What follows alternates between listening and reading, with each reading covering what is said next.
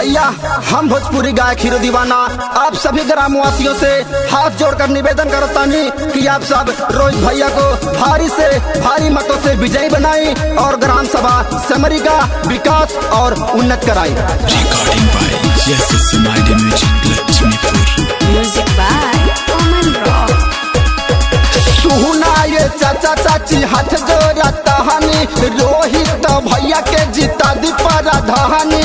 रोहित भैया के जीता दी पराधानी। सुना ये चाचा चाची हाथ जोड़ा तहानी रोहित जी के जीता दी पराधानी।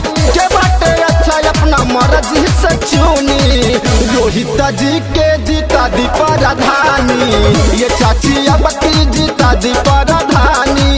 ये चाची अब की जीता दी पराधानी। ये चाची अब की जीता दी पराधानी।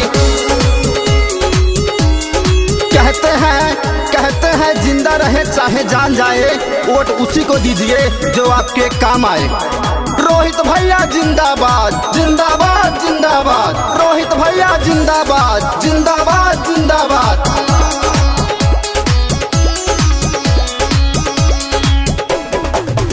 बट मनवा के साचा हो कम करे ले अच्छा हो।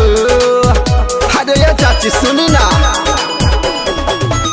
बट मनवा के साचा हो कम करे ले अच्छा हो। हवे खड़ा उठी नहीं न कर निशानी रोहित जी के जीता दी पराधानी। ये चाची अब की जीता दी पराधानी। ये चाची अब की जीता दी पराधानी। ये चाची अब की जीता दी पराधानी। जीतेंगे भाई जीतेंगे रोहित भैया जीतेंगे।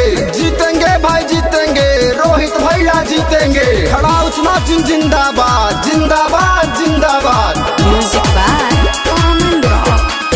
दीवाना हीरो तो हत बाटे वोट सबसे मांगत बाटे।